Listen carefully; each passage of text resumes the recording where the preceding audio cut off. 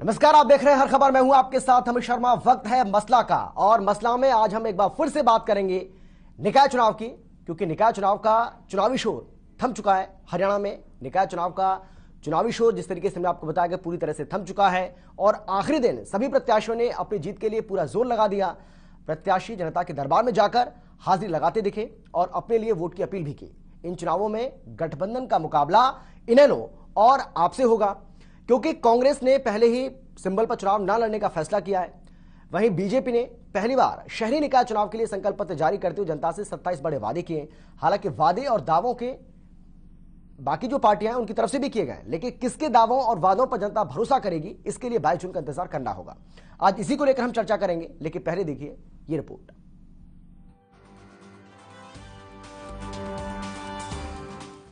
हरियाणा में निकाय चुनाव का शोर थम चुका है। प्रचार के आखिरी दिन सभी प्रत्याशियों ने अपनी जीत के लिए पूरा जोर लगा दिया।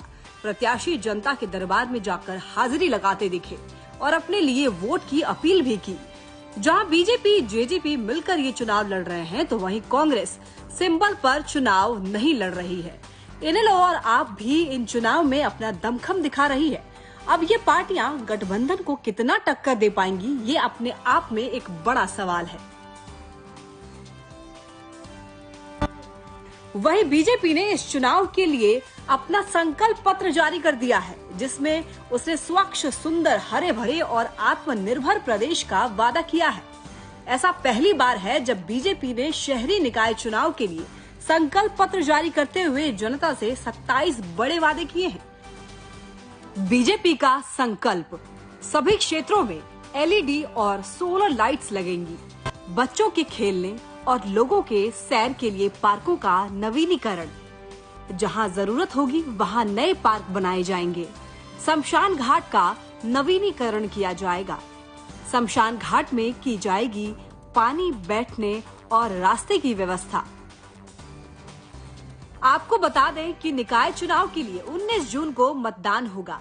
मतगणना 22 जून को होगी। 18 नगर परिषद और 28 नगर पालिकाओं के चुनाव होंगे। कुल मिलाकर 46 शहरों में नगर निकाय चुनाव होंगे। कुल 18,20,000 मतदाता भाग लेंगे, जिसमें 9,65,547 पुरुष और 8,64,612 महिला मतदाता हैं। अब इंतजार 22 जून का है, जब परिणाम हम सबके सामने होंगे। ब्यूरो रिपोर्ट, हर खबर।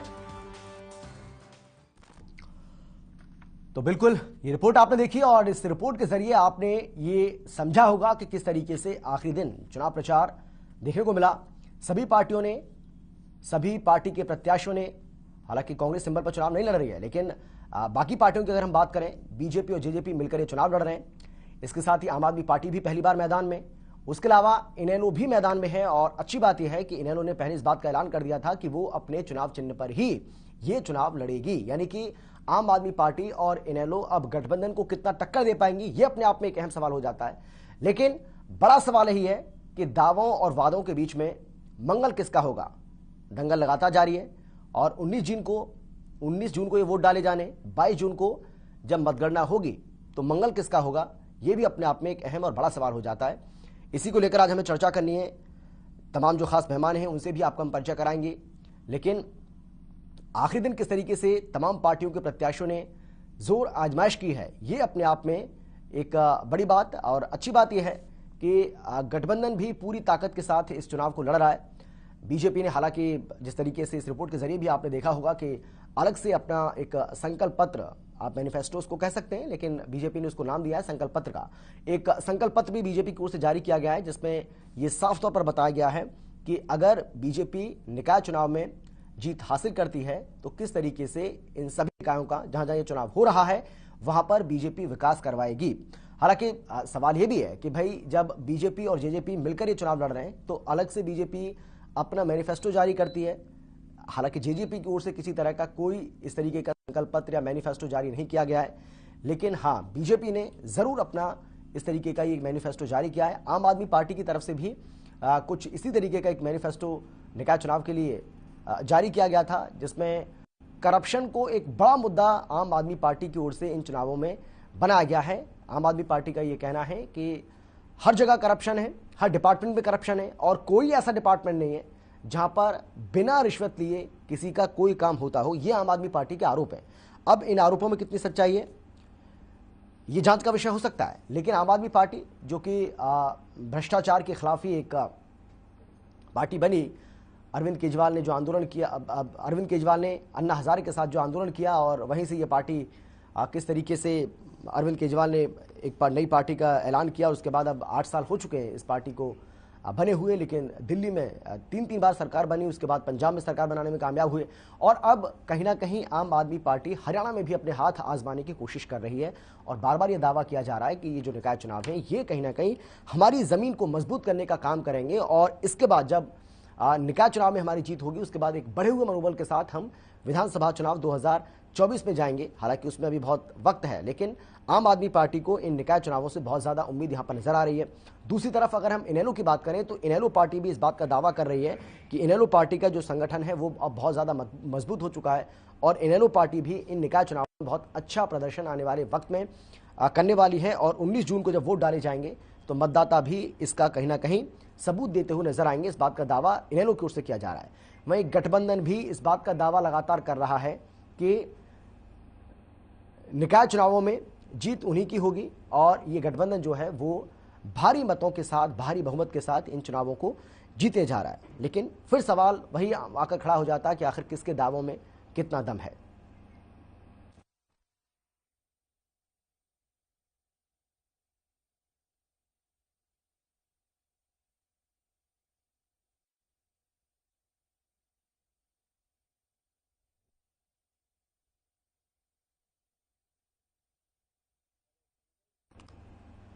तो यही आज हमारी चर्चा का विषय है, लेकिन कौन कौन खास मेहमान हमारे साथ मौजूद रहेंगे, सबसे पहले उनसे आपका हम परिचय करा देते हैं। हमारे साथ बीजेपी से प्रवीण अत्रे साहब जुड़ गए, कांग्रेस की तरफ से बजरंग दास जी हमारे साथ जुड़ गए, इनेलो की तरफ से रजवन डहीवाल जी हमारे साथ जुड़ गए और आम आदमी पार्टी की ओर से अपना पक्ष रखेंगे सुखबीर तंवर जी, वो भी हमारे साथ जुड़ गए। आप सभी का बहुत बहुत स्वागत है। लेकिन अत्रे साहब, सबसे पहले मैं आपके पास आते हुए, क्योंकि देखिए भाई गठबंधन ने पूरा जोर तो लगा दिया है और किस तरीके से आपने इन पूरे चुनावों में प्रचार किया है वो भी हमने देखा है, लेकिन जो ये कहा जा रहा है बार बार कि ये एक तरीके से सेमीफाइनल है विधानसभा चुनाव से पहले, तो क्या यह माना जाए कि अग्नि परीक्षा तो आपकी भी होगी, क्योंकि इससे पहले जो निकाय चुनाव हुआ उसमें नतीजे आपके मन मुताबिक नहीं आए, ये बात आपको स्वीकार करनी पड़ेगी। अत्रे साहब।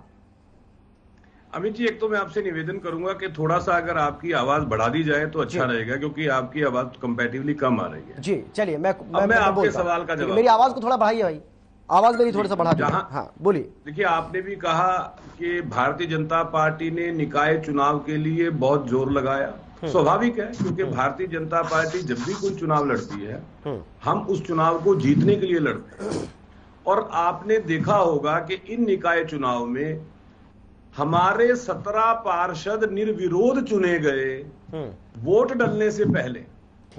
ये एक मैसेज है प्रदेश की जनता के द्वारा दिया गया कि प्रदेश की जनता, प्रदेश के अंदर माननीय मनोहर लाल जी की सरकार ने जो काम किए, केंद्र में मोदी जी की सरकार ने जो काम किए, उन कामों के ऊपर एक मैंडेट दिया कि हमारे इतनी बड़ी संख्या में पार्षद निर्विरोध बिना अनपोज चुने गए। और अब जो 19 तारीख को पोलिंग होनी है, मतलब परसों, तो उसमें आप देखेंगे कि भारतीय जनता पार्टी इन चुनावों में सुपड़ा साफ करने वाली है। देखिए, आज प्रचार का आखिरी दिन था, आप भी जानते हैं, आज प्रचार खत्म हो गया। लेकिन इस प्रचार के अंदर हम अगर देखते हैं, भारतीय जनता पार्टी ने बाकायदा जनता के बीच में जाके प्रदेश सरकार के द्वारा किए गए कामों का जिक्र किया, मोदी जी के द्वारा किए गए कामों का जिक्र किया और भविष्य का रोड मैप जनता के सामने रखा कि भविष्य में हम क्या क्या करने जा रहे हैं। विशेष तौर पे निकायों से संबंधित कौन कौन से ऐसे काम हैं जो भविष्य में अभी हम करेंगे। जो हमने क्या किया हमने वो बताया, हम क्या करने वाले हैं वो बताया। और इस बात से हम ये उम्मीद करते हैं प्रदेश की जनता हमें अपना मैंडेट देके हमारे प्रदेश सरकार के कामों पे अपनी मोहर लगाए। ठीक है, बड़ी विशेष बात है। हाँ बोलिए बोलिए बोलिए। हाँ देखिए, इन चुनाव में एक बड़ी विशेष बात है। मुझे लगता है उसका जिक्र किए बिना हमारी चर्चा अधूरी रहेगी। हाँ बोलिए, आप बोलिए। इस चुनाव के अंदर अगर हम देखते हैं, जैसा कि आपने कहा कि इंडियन नेशनल लोकदल दावा कर रही है कि वो बेहतर प्रदर्शन करेगी। देखिए, इंडियन नेशनल लोकदल दावा कर रही है, समझ में आता है, लेकिन दावा तो यहाँ पे कांग्रेस के नेता भी करते हैं, दावा तो आम आदमी पार्टी वाले भी बहुत करते हैं। मतलब एक ऐसा राजनीतिक दल जो चुनाव ही नहीं लड़ रहा, जो चुनाव से भाग गया, वो भी दावा कर रहा है। अब जब लोकतंत्र की खूबसूरती देखी हमें कि जो राजनीतिक दल चुनाव में ही नहीं है लेकिन वो बाहर से बैठ के जीतने के दावे कर रहा है, तो ये चमत्कार भी हमें इस चुनाव में देखने को मिलेगा कि बिना चुनाव लड़े कैसे जीता जाता है। लेकिन जहां तक बात है दूसरे दलों की, मैं विशेष तौर पे बात करूंगा आम आदमी पार्टी की। जैसे कि आपने कहा कि आम आदमी पार्टी के नेताओं की तरफ से दावे किए गए बड़े बड़े वायदे। देखिए, आम आदमी पार्टी की फितरत को हमें समझना पड़ेगा।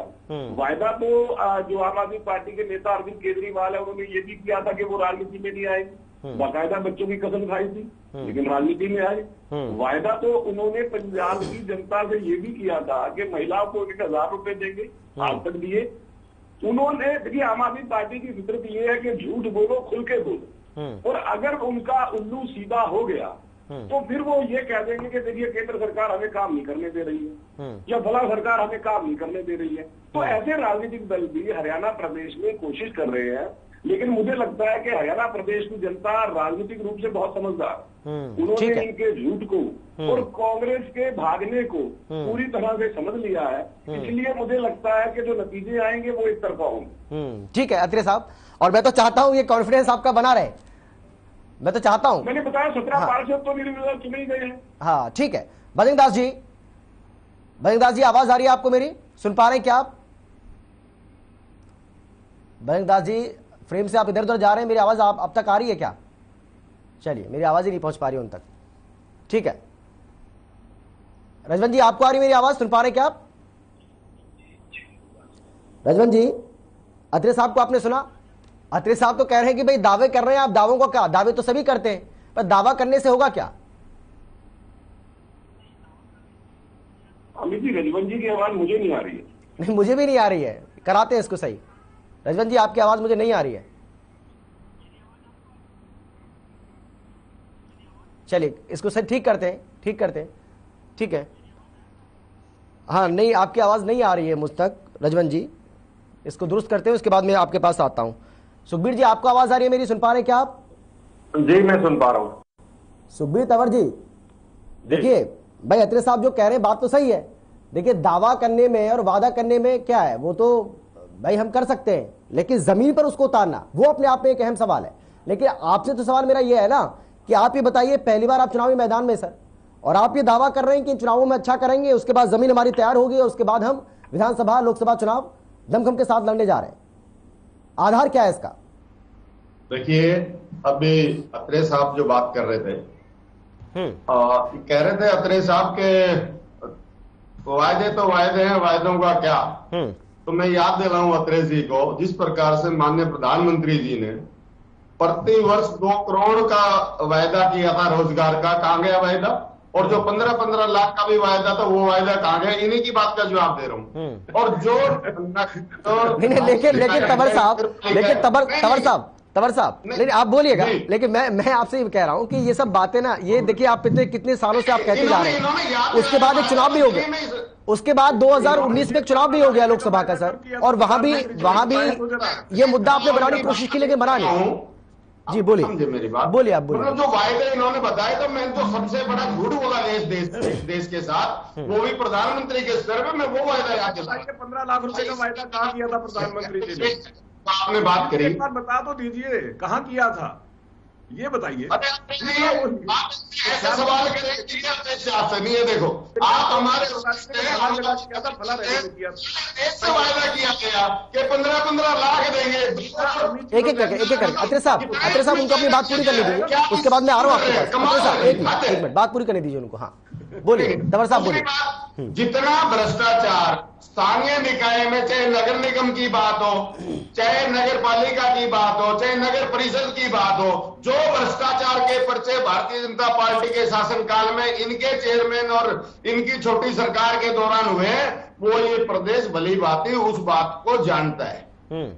इसमें मुझे कुछ कहने की आवश्यकता नहीं है। दूसरी बात, जिस प्रकार से अत्रे जी सारी चीजों को निपटा देते हैं, बहुत समझदार है, निपटाना जानते हैं, क्योंकि भारतीय जनता पार्टी की शैली में आ गया ना पूरी तरह, इसलिए उन्हीं की भाषा बोलते हैं। धरातल की सच्चाई ये है, धरातल की सच्चाई ये है कि ये जो चुनाव है ये स्थानीय स्तर का चुनाव है, एक तरह से भाईचारे का चुनाव है। और इसमें प्रमुख मुद्दे क्या है? इसमें मुख्य मुद्दे हैं बिजली, पानी, शिविर, सफाई, ये इस तरह की चीजों की जरूरत है। और शहर की व्यवस्था है, शहर की व्यवस्था कैसे ठीक चले। लेकिन इसमें जिस प्रकार से इन्होंने केंद्र की भी बात करी, इन्होंने राज्य की भी बात करी, मोदी जी की भी बात करी, खट्टर साहब की भी बात करी, हमारा तो बहुत सीधा सीधा एजेंडा है। आम आदमी पार्टी का गठन एंटी करप्शन, एंटी कम्युनिज्म और एंटी क्राइम के खिलाफ हुआ है। और निश्चित तौर पे जहां जहां इस भारत देश की जनता, हरियाणा प्रदेश की जनता और स्थानीय निकाय के जो भी मतदाता इस चुनाव में भाग ले रहे हैं, वो हमारी मूल विचारधारा है उसके पक्ष में वोट करें। और निश्चित तौर पे सामान्य आदमी की मदद से आम आदमी पार्टी सामान्य व्यक्ति को फायदा पहुंचाएगी इस चुनाव के बाद। ठीक है, अत्रे साहब लौटूंगा आपके पास। भाई जी, आवाज आ रही है आपको मेरी? सुन पा रहे क्या आप? हाँ, अत्रे साहब आ रहा हूँ, अत्रे साहब आ रहा हूँ, मैं टाइम दूंगा आपको अत्रे साहब, बड़ी मिठी आवाज आ रही है, क्योंकि देखिए 2 लोगों से एक भी सवाल नहीं हो पाया है। बजरंग दास जी, आवाज आ रही है ना अब आपको? बिल्कुल बिल्कुल शर्मा जी, पूरी आवाज आ रही है। बजरंग दास जी भाई बार बार ये कह रहे हैं अत्रे साहब तंज कस रहे हैं आपके ऊपर कि आपने मैदान छोड़ दिया, चुनाव आप लड़ नहीं रहे और जीत का दावा कर रहे हैं। जब चुनाव ही नहीं लड़ रहे तो जीत का दावा किस बात का? शर्मा जी, हमने तो कभी दावा किया नहीं जी। ये हकीकत बात, हम चुनाव मैदान में नहीं है, इसमें कोई दो राय नहीं है। इस बात का, अत्रे जी की बात का मैं समर्थन भी करता हूँ। मगर अत्रे जी ने बताना चाहता हूँ, ये चुनाव जो होता है ना, नगर फिर आपके नेता जो प्रचार कर रहे थे वो किसके लिए कर रहे थे? मैंने देखा है दीपेश सिंह हुड्डा को प्रचार करते हुए। देखिए, कभी कहीं भी भूपेंद्र सिंह हुड्डा ने एक भी हरियाणा में कहीं भी नगर निगम के चुनाव में कहीं वोट नहीं मांगा, कहीं प्रचार नहीं किया।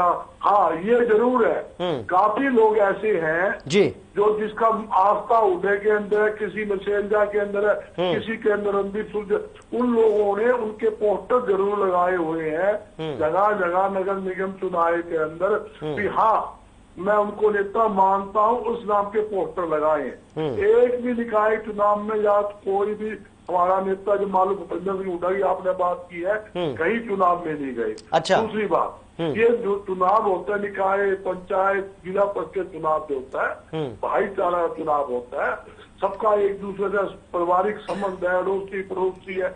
एक वार्ड के अंदर 20-20 आदमी खड़े हैं, तो थोड़ी दिक्कत आती है। नहीं, ऐसा तो नहीं होगा ना बजरंग दास जी कि जो जीतेगा उसको हमारा समर्थन था और जो हार जाएगा हमें नहीं पता जी, हम तो थे ही नहीं मैदान में, ऐसा तो नहीं होगा? ऐसा नहीं है, ये काम तो भारतीय जनता पार्टी करती है जी। तो जीत गया उसको उठा के ले जाओ, ये तुम्हारा ही है जी, ये फलाना जी, सिस्टम यही है। ये तो दबाव की राजनीति करते हैं। किसी पार्टी का आप देख लेना, किसी दूसरी पार्टी का जीत का आएगा ना तो उसके साथ नहीं रहेगा। जीत के किसी पार्टी ना आए, ये तो रात खा के अपनी साथ जोड़ लेंगे, ये तो हमारा हो गया भाई। ये सिस्टम यही है, काम ये है। जिस प्रकार इन्होंने बात करी, भाई हम मोदी साहब ने ये कर दिया, हाँ मोदी साहब ने वोट कर दिया भाई, नोटबंदी करके पूरे देश को लाइन में खड़ा कर दिया मरने के लिए। बहुत अच्छी योजना लेकर आए, जब जीएसटी लागू की पूरे देश के व्यापारी विरोध किया, ये ठीक नहीं है जी, नहीं ये तो सब चोर है लगाऊंगा। लेकिन ये जो बात बता रहे हैं आप बजरंग दास जी, ये निकाय चुनाव के मुद्दे थोड़ी है जो आप ये बता रहे हैं। नहीं है, बिल्कुल नहीं है। ये निकाय चुनाव के मुद्दे थोड़ी है। मैं बिल्कुल अत्रे जी की बात, अब अत्रे जी ने मोदी साहब की बात करी तो मोदी साहब को पसंद करते हैं, उनकी योजना बताऊंगा कैसे पसंद करते हैं, किस प्रकार लोग अपने आपको ठगा महसूस करते हैं। लोकल चुनाव किस चीज, लोकल भी बिजली, पानी, सीवरेज, सड़क, सफाई, इनके लोकल मुद्दे होते हैं, इसमें कोई दो राय नहीं। मगर ये राष्ट्रीय नेताओं को राष्ट्रीय मुद्दे किनारे, तो मैं इनको याद तो दुआऊं तुम्हारे राज्य के अंदर किस प्रकार किसान, व्यापारी, आम जनता लुटी है, पिटी है। ये आज ही देख लो आप, ये अग्निपथ योजना ली है युवाओं को बर्बाद करने के लिए 4 साल के लिए भर्ती होगी, उसके बाद घर बैठो जाके घर जाके गुल्ली डंडा खेल लो, कैसे वो अपना परिवार चलाएगा, कैसे बच्चे को पढ़ाएगा। काफी ऐसी बातें हैं। ये लोग तो लाठी के जोर पर, सीबीआई के दम पर, आईडी के दम पर, इनकम टैक्स के दम पर और जिला प्रशासन पुलिस के दम के ऊपर राज कर रही है। और जहां तक आप पार्टी के नेता ने कहा भ्रष्टाचार, ये हकीकत बात है। आज निकाय, सारा निकाय पे इनका कब्जा है। निकाय इनकी, पंचायत इनकी, विधानसभा इनकी, केंद्र में सरकार इनकी, सब जगह कब्जा इनका है। उसके बाद बावजूद और सारे जगह कब्जा का भ्रष्टाचार सबसे ज्यादा अगर हरियाणा में है, निकाय और नगर पालिका के अंदर है 200 करोड़ रुपए सिर्फ फरीदाबाद के अंदर। अत्रे जी बहुत सीनियर नेता है, बहुत अच्छे प्रवक्ता है, टोपी उड़ाना भी अच्छी ढंग से जानते हैं। मुझे पता है 1 मिनट टोपी उड़ा देंगे। 200 करोड़ रुपया घोटाला फरीदाबाद में बिना काम हुए फर्जी बिल बनाकर वहां हो गया। पानीपत में घोटाला देख लो। कौन सा ऐसा स्टेशन है जहां घोटाला ना हो? और एक महकमा गिरा दे खतरा जी, जहां पर बिना पैसे लिए, बिना सेवा शुल्क लिए इनके राज में काम होता हो, एक गिना दे, 1 to 1 कर ले, सबकी पोल खोल दूंगा। देखिए बद्रिकदास जी, जब इतना ही सब कुछ आपके पास है, बद्रिकदास जी मेरा एक मिनट सवाल सुनना आप, जब इतना सब कुछ कांग्रेस पार्टी के पास है बीजेपी के विरोध में बताने के लोगों को, तो आप मैदान में आ जाते ना। हमारी आपने बड़ा अच्छा सवाल किया। चोर मंडेती चोरा के घर बयान आए, सारी फौज नीचे से ऊपर तक की चोरों की बारात है। आप एक इनसे पूछ लो, इतने घोटाले हुए, एक घोटाले पर कार्रवाई करी, यानी रिश्तियां बैन थी, बैन रिश्तियों के अंदर अरबों रुपए की रिश्तियां होगी, आज तक कार्रवाई हुई? पुलिस कस्टडी में शराब भी की करोड़ों रुपए की, कोई कार्रवाई हुई? जब धान घोटाला, पीके दास कमिश्नर का वहां भी घोटाला हुआ है, घोटाले के नाम के ऊपर फैक्ट्रियों पर छापे मारने शुरू कर दिए, घोटाला का मान भी खा गए, फैक्ट्रियां तंग करके राइस मिल उनसे इतने मोटे पैसे लिए, कहने की बात नहीं है, ये प्रूफ की बात है। मगर करेगा किसका जब होए?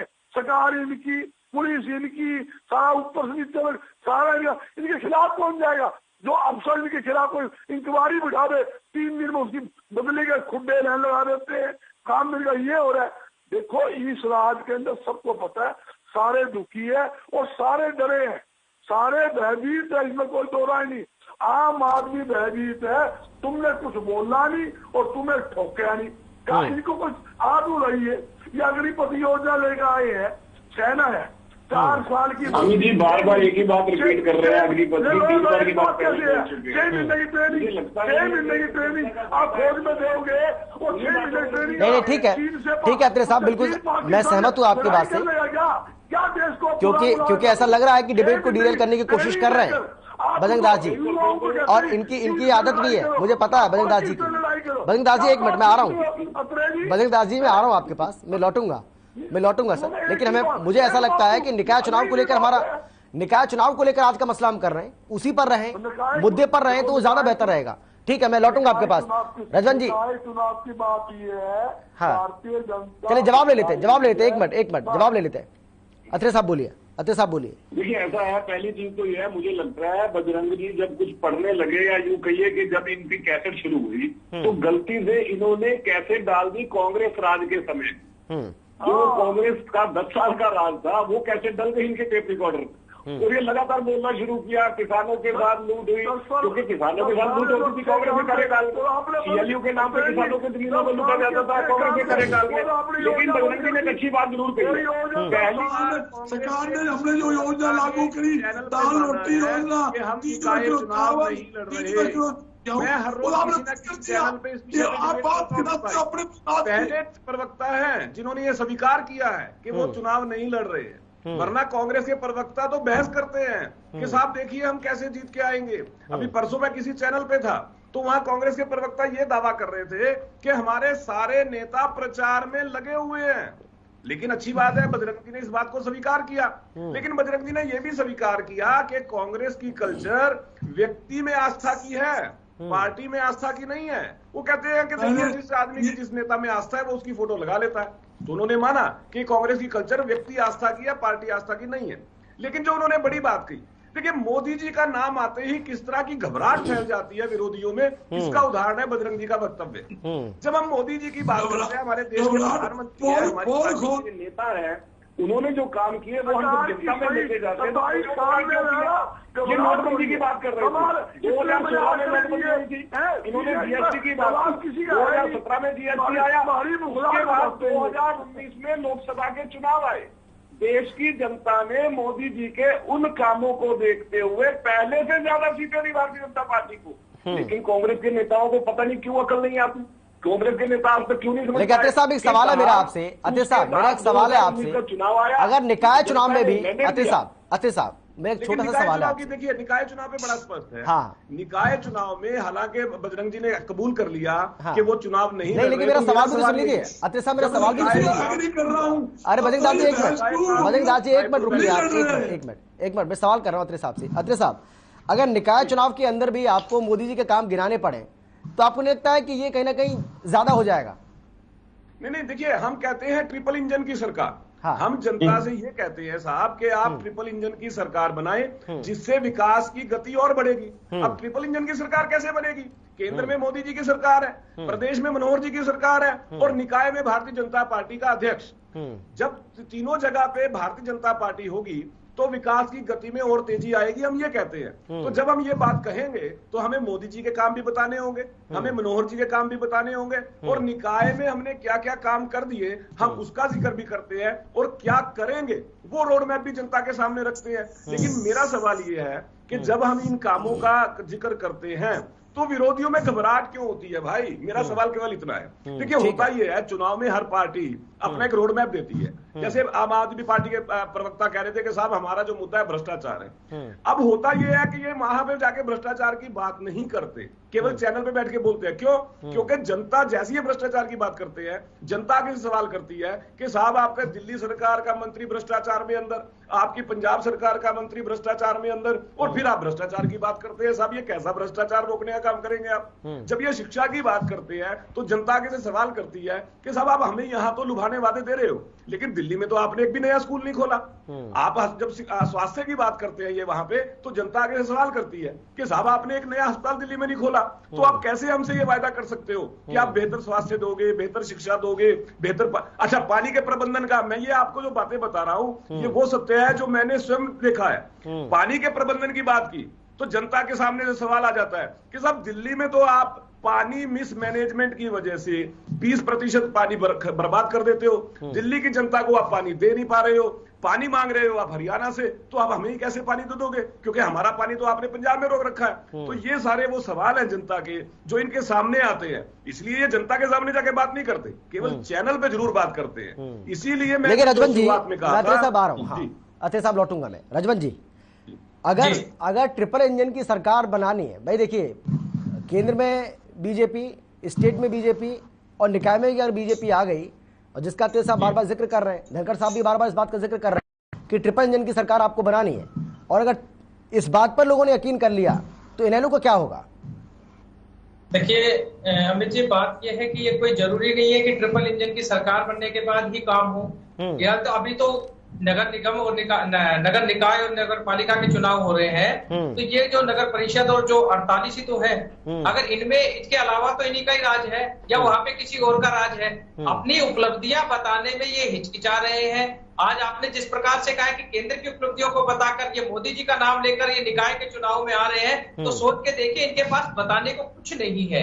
और उसकी वजह भी बताता हूँ कि आज इनके मंत्री, कैबिनेट स्तर के मंत्री आज निकाय के चुनाव में लगे हुए हैं, और वो उपलब्धियां कौन सी बता रहे हैं वो, और विकास की बात कर रहे हैं। तो वो उनसे कोई पूछे तो विकास आपने विधानसभा लोकसभा में आपने कौन सा ऐसा विकास करा दिया जो आपने जो पहले वायदे किए थे, जो लोकसभा में वायदे किए थे, क्या आपने वो पूरे किए? जनता इनसे ये भी सवाल पूछ रही है। जनता इनसे रोजगार के बारे में भी पूछ रही है, जनता इनसे बढ़ी हुई महंगाई के बारे में भी, डीजल पेट्रोल के दाम के बारे में भी पूछ रही है। हाँ, आज इन्होंने अपना सारे सरकारी मशीनरी का दुरुपयोग भी कर रहे हैं, उसके बावजूद भी जनता इनको एक्सेप्ट नहीं कर रही। वो कहीं ना कहीं जनता इनके साथ जो सवाल जवाब कर रही है, सिर्फ ये उनसे हाथ जोड़ के कह रहे हैं कि ट्रिपल इंजन की सरकार बना दीजिए, उसके बाद देखिए हम आपके बारे न्यारे कर देंगे, हम विकास की बहार बहा देंगे, हम गंगा बहा देंगे, जो भी कुछ इनको कहना था वो सब कुछ कह चुके। नहीं, उन्होंने तो संकल्प पत्र जारी कर दिया है ना रजवंत जी, संकल्प पत्र दे दिया उन्होंने। आपका कोई पत्र नहीं आया सामने, आपका कोई पत्र सामने नहीं आया, मुझे लग रहा है ऐसा। देखिए मैं एक चीज बता देता हूँ। हाँ। अमित जी, ये जो निकाय के जो चुनाव नहीं, वो तो एक रोड मैप के साथ आए ना। नहीं, रोड मैप की बात हाँ, कर रहा हूं मैं आपकी। लेकिन आपका क्या है? समस्याएं क्या होती है जी, इनकी मेन समस्या मैं बता देता हूँ। आज जो निकाय के जो चुनाव हो रहे हैं उनमें समस्याएं बताइए कि आपका संकल्प पत्र या कोई आपका घोषणा पत्र या कोई आपका रोड मैप क्यों नहीं है, वो बताइए पहले। और अगर जनता इनको आपको अगर वोट क्यों दे, ये बताइए पहले। जनता की वोट आप क्या नहीं नहीं रजवन जी, ये सवाल आपसे इसलिए है, रजवन जी एक मिनट, ये सवाल आपसे इसलिए है कि भाई देखिए, आप अगर ये जनता से बार बार यही कहेंगे कि बीजेपी ये कर रही है, जेजेपी ये कर रही है, बीजेपी ये कर रही है, जेजेपी ने ये कर दिया, तो भाई आपको ये उन्होंने गलत किया, लेकिन आप सही क्या करेंगे ये भी तो आपको बताना पड़ेगा ना। देखिए, लेकिन क्या आपने बताया वो, क्या आपने बताया वो? जनता इस चीज को भली बात जानती है कि एक परिषद नगर पालिका के अंदर में क्या क्या चीज आते हैं। अब हम उनको ये बताएं कि हम यहाँ पे शमशान घाट की चारदीवारी को पक्का कराएंगे, हम यहाँ तक नालियां बनवाएंगे, ये नहीं होती है। जनता को सब कुछ पता होता है कि बेहतर सुविधाएं कैसे दी जाए। अगर हम उनके लिए प्रॉपर्टी आईडी के लिए, प्रॉपर्टी की जो एनडीसी होती है, अगर हम उनको हाउस टैक्स के लिए, अगर उनको जो एक बेहतर व्यवस्था अगर है, सीवरेज की व्यवस्था को अगर दुरुस्त करने में हम कामयाब रहे, तो वो जनता उसको भली बात समझ जाएगी कि हमारे लिए उन्होंने कुछ किया है। अगर इस चीज के लिए आप जनता को अपना रोड मैप नहीं देंगे, ठीक नहीं रहेगा। ये ढकोसले वो लोग करते हैं जिनको जनता को बहकाना होता है। हमें जनता को बहकाना नहीं है, हम जनता के बीच में रेगुलर रहकर उनकी समस्याओं को सुनते हैं। गजब राजनीतिक दल है भाई, जो जनता को ये नहीं बता रहा है कि भाई मुझे वोट साहब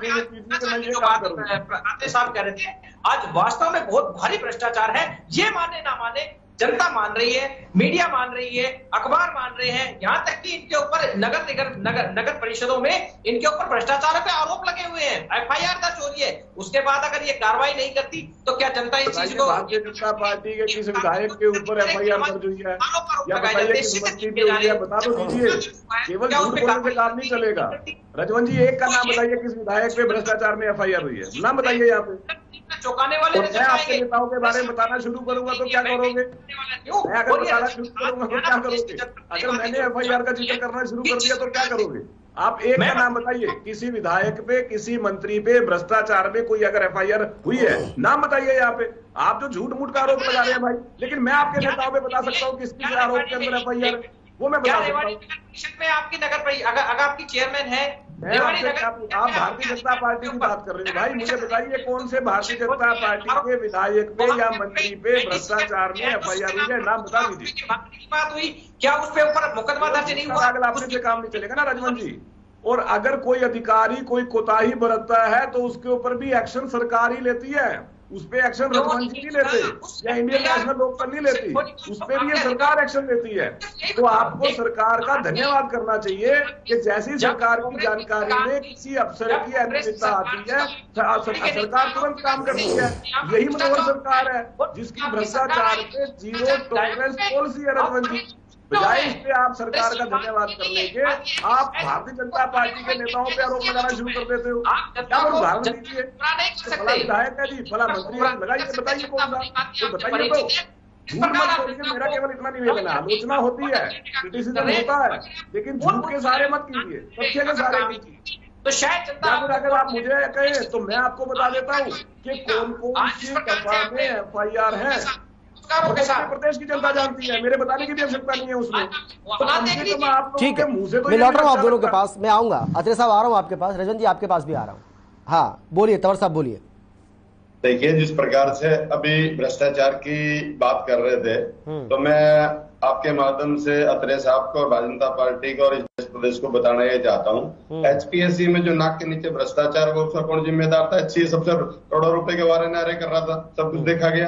और जिस प्रकार से लॉकडाउन में शराब का घोटाला हुआ, वो कौन सा भ्रष्टाचार था? रजिस्ट्रियों का घोटाला, जिन अधिकारियों को केस दर्ज हुए और उन्हीं अधिकारियों को ऋण करके फिर और ज्यादा उनको दूसरी अत्रे साहब मैंने अक्सर आपको देखा है, अत्रे साहब मैंने अक्सर देखा है आपको कि आप किसी के बीच में बोलते नहीं, लेकिन आज आप कसम खा के आए कि किसी को बोलने नहीं देना। अमित भाई, मेरी मजबूरी है कि ऐसा लग रहा है आज आप कसम खा के आए, क्या आपको किसी को बोलने नहीं देना? अमित जी, ये असल में भारतीय जनता पार्टी का जो एक रोग है ना, झूठ बोलने का, वो लग गया। ये सबूत रहा भ्रष्टाचार का, कीजिए। अत्रे साहब मैं तो सच में आपकी तारीफ कर रहा हूं। देखिए मैं इतने साल से आपको जानता हूं, इतने साल से आपके साथ डिबेट कर रहा हूं, मैं तब से आपके साथ हूं।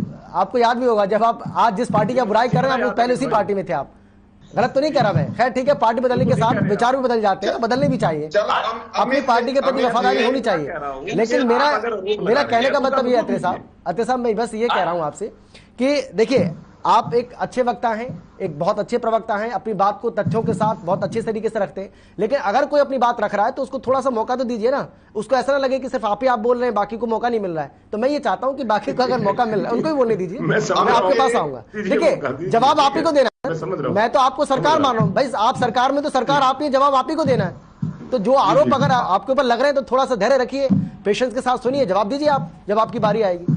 बोलिए तंवर साहब, बोलिए जी। जिस प्रकार से अत्रे जी कह रहे हैं कि कोई नया अस्पताल नहीं खुला, शायद इनकी आंख ही नहीं खुली है। कितने मोहल्ला क्लिनिक दिल्ली में बने हैं, क्योंकि आंख बंद है ना, भक्ति में डूबे हुए हैं। और स्कूल जिस प्रकार से दिल्ली के स्कूलों की वैश्विक स्तर पे सराहना हुई है, और जिस प्रकार से प्राइवेट स्कूलों के बच्चे प्राइवेट स्कूलों से नाम कटा के दिल्ली के सरकारी स्कूलों में दाखिला ले रहे हैं, क्या वो परिवर्तन का परिचायक नहीं है? लेकिन इनकी आंखें बंद हैं, बेशक बंद रहे हैं। अभी पानी का भी जिक्र कर रहे थे, पानी का देखिए दिल्ली के पास अपना स्रोत नहीं है पानी का, जो निर्धारित स्रोत है हम सबकी जिम्मेदारी है, हम दिल्ली को जो कुछ सुविधाएं दे सकते हैं सबको मिल। हरियाणा का बताइए सर, दिल्ली का तो चल रहा है, ठीक है, लेकिन अब चुनाव तो हरियाणा में लड़ रहे हैं ना, हरियाणा में निकाय चुनाव आप लड़ रहे हैं सर। आप यहाँ बताइए यहाँ का क्या रोड मैप है? मैं तो वही सवाल कर रहा हूँ, जो मेरा सवाल इनेलो के प्रवक्ता से था वो आपसे है मेरा, आपका क्या रोड मैप है? अगर आप निकाय में आते भी हैं तो निकायों का विकास आप कैसे करवाएंगे? रोड मैप क्या है? क्या ब्लूप्रिंट होगा? जो इन्होंने सवाल उठाए, सवाल का जवाब देना मेरी जिम्मेदारी है। पानी का मैंने बता दिया, बिजली में जिस प्रकार से न के सिर्फ दिल्ली के लोग बल्कि पंजाब के लोग भी जिस प्रकार से बिजली में राहत दी गई है, निश्चित तौर पे वही हमारा रोड मैप है। जो दिल्ली का रोड मैप है और जो पंजाब का रोड मैप है, वही रोड मैप हमारा हरियाणा में है। और निश्चित तौर पे हम अंतिम व्यक्ति तक सरकार क्या फायदा पहुंचा सकती है, उस फायदे के लिए प्रयासरत है। इनके संकल्प पत्र तो कितनी बार फट चुके। मैंने अपने प्रथम वक्तव्य में जो बात करी थी, निश्चित तौर पे उच्च स्तर से लेकर नीचे तक जितनी झूठ भारतीय जनता पार्टी जितनी जोर से बोलती है, वो देश और प्रदेश की जनता पूरी तरह इनसे वाकिफ है। और अत्रे जी का हम बड़ा सम्मान करते हैं। कोई बात नहीं है, आज पता नहीं मूड अच्छा नहीं होगा इसलिए बीच बीच में बीच बीच में टोका टाकी कर रहे हैं, हालांकि करते तो नहीं है, पर पता नहीं कौन रंग चढ़ा हुआ है इन पे भी, कोई बात नहीं। और रही बात परसों चुनाव है, फिर 22 तारीख को परिणाम है, पता लग जाएगा किसका जितनी बातें, चाहे मैं ज्यादा कर रहा हूँ उसका भी परिणाम आ जाएगा। अत्रे जी जिस प्रकार से लंबी फेंक रहे हैं उनका भी परिणाम आ जाएगा, और सबका भी परिणाम आ जाएगा। अभी तो आज प्रचार बंद हो चुका है, 19 तारीख को जनता ने वोट देना है, पता लग जाएगा कौन कितने पानी में। ठीक है तंवर साहब, अत्रे साहब मैं आपके पास भी लौट रहा हूँ, लेकिन बजरंग दास जी आपको हंसी क्यों आ रही है, पहली बात। और दूसरा ये कि भाई देखिए ये तो हिम्मत दिखाई ना बीजेपी ने कम से कम कि वो अपना अलग से एक संकल्प पत्र लेकर आई है। देखिए ये बात तो आपको माननी पड़ेगी, जो जहां तक मुझे याद है आज तक बीजेपी ने निकाय चुनाव के लिए कभी इस तरीके से कोई मैनिफेस्टो अपना जारी नहीं किया है, लेकिन इस बार अपने एक रोड मैप के साथ, एक नए ब्लूप्रिंट के साथ, और किस तरीके से वो नगर निकायों का विकास करेंगे इसको लेकर वो आगे बढ़ रहे हैं। तो एक सोच तो है, एक विजन तो है। कांग्रेस पार्टी तो मैदान में नहीं है। शर्मा जी ये जी संकल्प पत्र लेकर आए हैं, हाँ ये भी एक ढकोसला है इनका। लेकिन आपको ऐसा क्यों लग रहा है?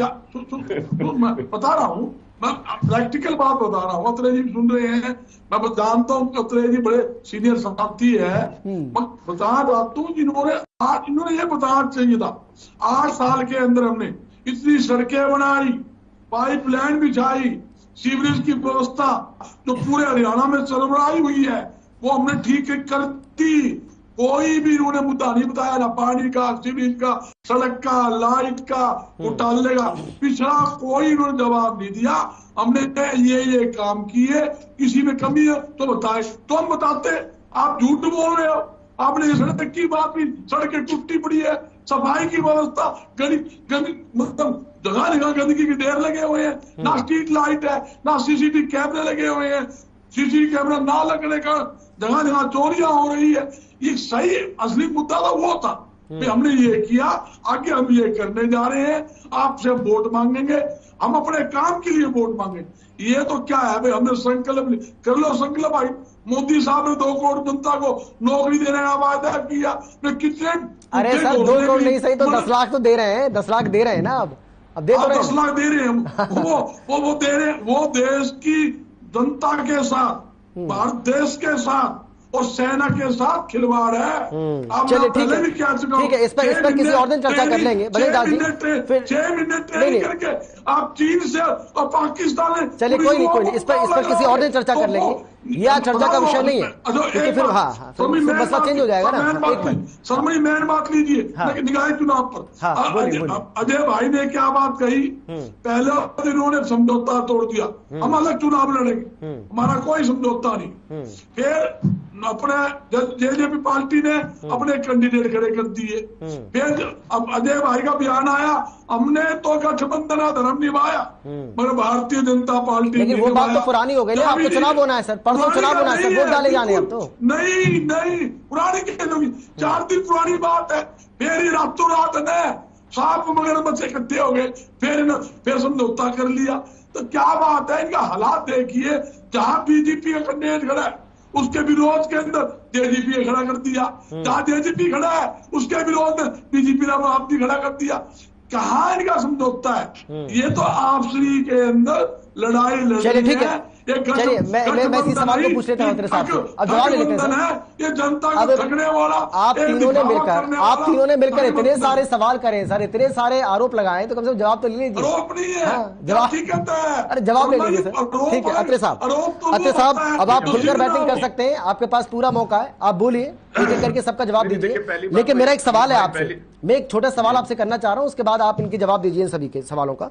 मेरा सवाल आपसे यह है कि आपने एक संकल्प पत्र जारी किया, वो बीजेपी का अपना संकल्प पत्र है, लेकिन चुनाव आप जेजेपी के साथ मिलकर लड़ रहे हैं सर। उनसे इसमें कोई राय मशवरा ली गई या उनका इसमें कोई इनपुट किसी तरह का? लेकिन फोटो पे तो जो तस्वीर हमने देखी है उसमें तो कहीं दूर दूर तक है ही नहीं उनकी फोटो तो वहां पर आपने अपनी पार्टी के नेताओं को जवाब देता हूं अमित भाई, लेकिन पहले मेरा एक सवाल आपसे भी है। जी बोलिए। आज आपने ये चर्चा रखी निकाय चुनाव जी, और मेरा मानना ये है, और मेरा क्या मानना है, मुझे लगता है जितने पैनलिस्ट हैं और जो लोग देख भी रहे हैं वो भी ये मानते होंगे कि जब जिस विषय पे हम कोई चर्चा करते हैं, स्वाभाविक है जो उस विषय के स्टेक होल्डर है उनको उन चर्चा में आमंत्रित किया जाता है। बिल्कुल सही बात है। अब जैसे भारतीय जनता पार्टी लड़ रही है, आईएनएलडी लड़ रही है, आम आदमी पार्टी लड़ रही है, समझ में आता है। लेकिन कांग्रेस को क्यों बुलाया? लड़ रही, जो प्रवक्ता ये कह रहे हैं कि भाई हम चुनाव ही नहीं लड़ रहे, उनको बुलाने का क्या मतलब है? मुझे ये समझ में नहीं आया। कितना डर रहा है भारतीय जनता पार्टी, कैसे डरी हुई है कांग्रेस से, कैसे बहन को कांग्रेस कैसे आ गई?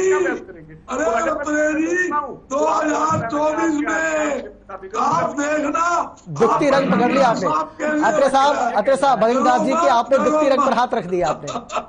डरो ना, ये कह रहा हूं, मेरा केवल इतना कहना है कि देखिए जो स्टेक होल्डर होते हैं ना, जब उनसे चर्चा करते हैं समझ में आता है, उनसे पूछा जाता है आपका रोड मैप क्या है, आप क्या करने वाले और क्या आपने किया। जो आदमी लड़ ही नहीं रहा उससे क्या सवाल पूछोगे आप, जिसका उस चुनाव से कोई लेना देना नहीं है। अब मेरी बात आ जाती है, जो लेकिन अत्रे साहब आप लिख कर रख लीजिए, जो जीत कर आएंगे आप देखना क्या क्या कहा जाएगा, आप लिख कर लिख लीजिए। वो प्रवक्ता साहब के सामने कह रहे हैं भाई हम नहीं लड़ रहे, आपके सामने तो कह दिया उन्होंने, अब क्या जीत और क्या हार। जो जीत के आ जाए वो कैंडिडेट को करे, मतलब कांग्रेस को मानता हूँ, फिर आप क्या करोगे? हमारा रोड मैप वही है, जो जीत का आया और वो रोड मैप कांग्रेस हरियाणा की जनता को रोक सकते हो क्या? और जो दर्शक ये देख रहे हैं, मेरा उनसे भी निवेदन है कि कृपया इस बात पे ध्यान दीजिएगा, क्योंकि जैसे ही पंजाब में ये लोग सत्ता में आए, पंजाब के इतिहास में पहली बार ऐसा हुआ कि पुलिस की सुरक्षा में अमृतसर के अंदर गल्लूगारा दिवस पे खालिस्तान जिंदाबाद के नारे लगे। इससे पहले कभी नहीं लगे। भले पंजाब कितना भी डिस्टर्ब रहा, उस वक्त भी खुलेआम जुलूस की शक्ल में खालिस्तान जिंदाबाद के नारे नहीं लगे। लेकिन आम आदमी पार्टी की सरकार आने के बाद ये काम हुआ। पहला रोड मैप का ये है एग्जाम्पल। दूसरा, पंजाब में प्रतिदिन 2 हत्याएं प्रतिदिन हो रही हैं। ये है दूसरा रोड मैप इनका। तो हरियाणा की जनता को चौकन्ना हो जाना चाहिए, मेरा निवेदन है। अब बात आ जाती है दिल्ली के रोड मैप की। देखिए ये कह रहे थे कि साहब भारतीय जनता पार्टी के प्रवक्ताओं की आंखें बंद है। अत्रे साहब, आपकी बातों से ऐसा मुझे क्यों लग रहा है कि आप ये मानकर चल रहे हैं कि आपका, क्योंकि मैदान कांग्रेस ने अगर छोड़ रखा है तो आपका सीधा मुकाबला आम आदमी पार्टी से है, इनेलो को आप कंसिडर नहीं कर रहे हैं। मुझे ऐसा क्यों लग रहा है? देखिए अमित भाई, पहले तो ये समझिए कि आम आदमी पार्टी तो कहीं है ही नहीं, क्योंकि आम आदमी पार्टी ने कुरुक्षेत्र के अंदर एक राज्य स्तरीय रैली रखी थी, आपको भी जानकारी है। इन्होंने पूरी कोशिशों के बाद पूरा ताम झाम, एडवर्टीजमेंट, वाहन, गाड़ी घोड़ा सब कुछ करने के बाद भी इनसे 5000 आदमी नहीं जुटे थे। तो जिस पार्टी का भगवान से डरो, केवल इतना कहना चाह रहा हूँ, जिस पार्टी के प्रवक्ता की बात कर रहे थे और आप और मैं यहाँ पे चर्चा करके उसमें सहयोग कर रहे हैं। दिल्ली की बात है, कहते हैं कि साहब हमने मोहल्ला पूरी लाइन नहीं टूटी, कैसी बात करते हैं आप? और क्लिनिक जो मोहल्ला आप उन्हीं का जिक्र कर रहे हैं, हो गई है। बहुत से चैनल पे रिपोर्टिंग हुई है कि वो बंद हो चुकी है, घूम रहे हैं, कई वीडियो आ चुकी है, चैनल पे आ चुके हैं, सोशल मीडिया की बात नहीं कर रहा। तो आपकी महिला क्लिनिक थी आपकी, बात है तो आप नाम बता दीजिए कि साहब हमने फला जगह पे ये नया स्कूल खोला है। भाई इसमें ऐतराज क्या है? अगर आपने काम किया तो बताइए। अब बात आती है कि जो हमसे पूछा जा रहा है साहब निकाय चुनाव में ये बताए क्या क्या काम किया। पहली बात, हरियाणा प्रदेश के अंदर मात्र 19 लाख परिवारों को नल से जल मिल रहा था 2014 से पहले। इस सरकार आने के बाद नल से जल 100% मिला। ये सरकार ने काम किया है, जो निकाय का काम है।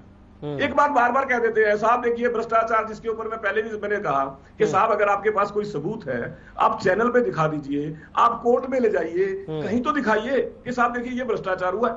और जहां तक अधिकारियों का सवाल है, देखिए इस बात से मैं इनकार नहीं करता अमित भाई कि बहुत से अधिकारी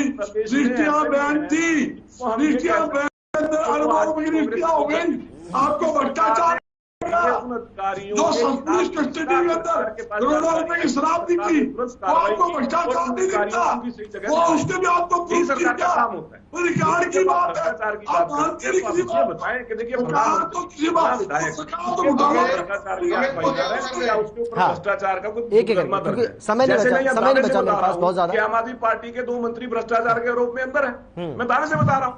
तो आप केवल चिल्लाएंगे, वो भी चैनल पे आके कि साहब देखिए भ्रष्टाचार हो गया, भ्रष्टाचार हो गया, लेकिन सबूत कोई नहीं देंगे। विधानसभा, देखिए आम आदमी पार्टी का तो विधानसभा में कुछ है नहीं है, इसलिए उनसे तो नहीं कह सकते।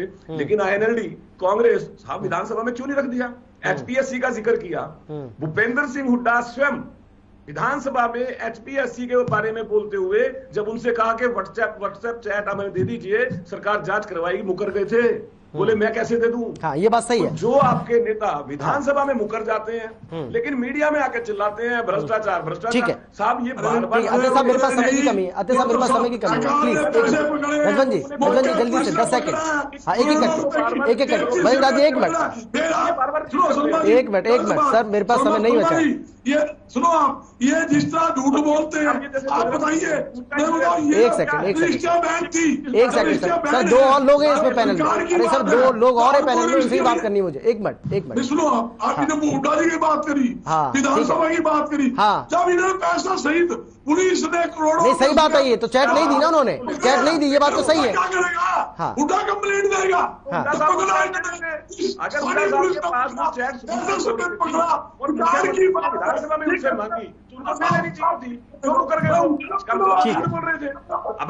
रजवन जी बोलिए, 1 मिनट मैं आ रहा हूँ। अत्रे साहब समय बचेगा तो मैं आऊंगा आपके पास। बजरंग दास जी 1 मिनट। हाँ, रजवन जी बोलिए, आखिरी कमेंट आपका। सीधा लगाओ, भ्रष्टाचार भी करो, माल भी खाओ और फिर बजरंग दास जी 1 मिनट पानी पी लीजिए। अत्रे साहब ने पानी पी लिया, आप भी पी लीजिए, पानी पी लीजिए, आप पानी पी लीजिए। सरकार कार्रवाई ना करे, सरकार अगर उन पर लिपापोती करे, उन अधिकारियों को बचाने का काम करे, तो फिर किसके पास जाए? लेकिन बात आज ये है कि जिस प्रकार से जो ये माहौल बनाया हुआ है कि हमारी ट्रिपल इंजन की सरकार आ जाएगी, जनता इनसे भली भांति परिचित हो चुकी है और इनको कहीं ना कहीं ये अपने आप को महसूस भी होगा कि हमने सरकारी मशीनरी का भी प्रयोग कर लिया, हमने अपने मंत्रियों को भी फील्ड में भेज कर देख लिया, लेकिन उसके बावजूद रिजल्ट नहीं आया। तो ये अपने आप को इनको पता लग जाएगा कि हरियाणा की जनता क्या चाहती है। तंवर साहब भाई, असली परीक्षा तो आप ही की होनी है, ये तो आप मान लीजिए। अब एक दिन का समय बचा है, 20 कल का परसों तो वोट होने ही है। उम्मीद क्या कर रहे हैं आप? साल के मॉडल ऑफ गवर्नेंस के आधार पे हरियाणा प्रदेश के स्थानीय निकाय के चुनाव में गए हैं। आज प्रचार समाप्त हो चुका है। हम अपनी बात जो जनता से कह सकते थे, जो कर सकते थे, वो हमने सारी करी है। और निश्चित तौर पे ठीक है, हरियाणा में जहां जहां अत्रे साहब 10 सेकंड, ठीक है सर, ठीक है सर, 10 सेकंड अत्रे साहब, 10 सेकंड भरपूर समर्थन देगी और स्थानीय निकाय में जो हरियाणा को समान विकास की तर्ज पे विकास पथ पे लेके गई है। जिस तरह से हरियाणा की जनता को मूलभूत सुविधाएं दी है, जिस तरह से हरियाणा के अंदर सीवरेज के अंदर एक क्रांतिकारी काम हुआ है हरियाणा सरकार ने तो यहाँ तक किया। बजरंग जी, आप क्या करेंगे? आप ये देखेंगे कि कैसी वोटिंग हो रही है 19 जून को, कांग्रेस पार्टी कैसे? ऐसी बात ये केवल तमाशा देखने आजाद कैंडिडेट है। आजाद कैंडिडेटों के अंदर कांग्रेस के प्रति आस्था है, इसमें कोई दो राय नहीं। अब जैसे दो जीत के आएंगे, अगर कोई कांग्रेस में आस्था रखेगा तो हमारे साथ जुड़ जाएगा। चलिए कोई नहीं, बजरंग जी, आप हर खबर पर जो अपडेट मिलेगी पल पल की आपको परसों, वो देखते रहना आप। हम आपको पल पल की अपडेट देंगे, बताएंगे कि कहां पर किस तरीके से चुनाव हो रहा है, किस तरीके से मतदाताओं का रुझान जो है वो देखने को मिल रहा है। फिलहाल इतना ही, छोटे से ब्रेक के बाद फौरन लौट रहे हैं। आप देखते रहिए हर खबर।